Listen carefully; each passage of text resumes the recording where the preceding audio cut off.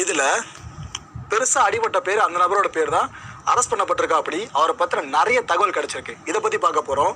இந்த வழக்கு சார்ந்து மேலதிகமாக பல அப்டேட்ஸும் கிடைச்சிருக்கு. அதை பற்றி ஃபுல்லாக பார்க்க போகிற நிகழ்ச்சியில் போகலாம்.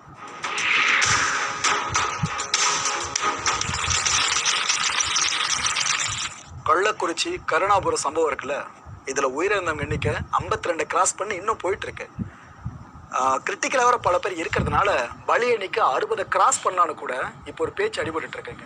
அந்த அளவுக்கு சிவியராக நிலைமை போய்கிட்டு இருக்கு. தமிழக முதலமைச்சர் சட்டப்பேரவைக்குள்ளே பேசுகிற விஷயங்கள் ஒன்று கவனிச்சிருப்பீங்க. அவரோட பேச்சை பார்க்கும் போதே இந்த விவகாரம் எவ்வளோ பெருசாக போயிட்டு இருக்குன்ற உண்மை கண்டிப்பாக உங்களுக்கு பிடிபட்டிருக்கும். இப்போ நீங்கள் ஸ்க்ரீனில் பார்த்துட்டு இருக்கீங்களே, ஒரு கசிக்கு போட்ட கவர் மாதிரி, இதில் தான் இந்த கள்ள சாராயம் விஷ சாராயெல்லாம் இருக்குது பாருங்க. இது ஃபுல்லாக ஊற்றி சப்ளை பண்ணுறாங்க. ஒன்றா விலை, இந்த பாக்கெட் அளவுக்கு இவ்வளோ விலைன்ட்டு லோக்கலில் விலையை வச்சு விற்றுக்கிட்டு இருக்காங்க. என்னன்னா டாஸ்மாகில் வாங்குற அந்த மதுபானங்கள் இருக்குல்ல,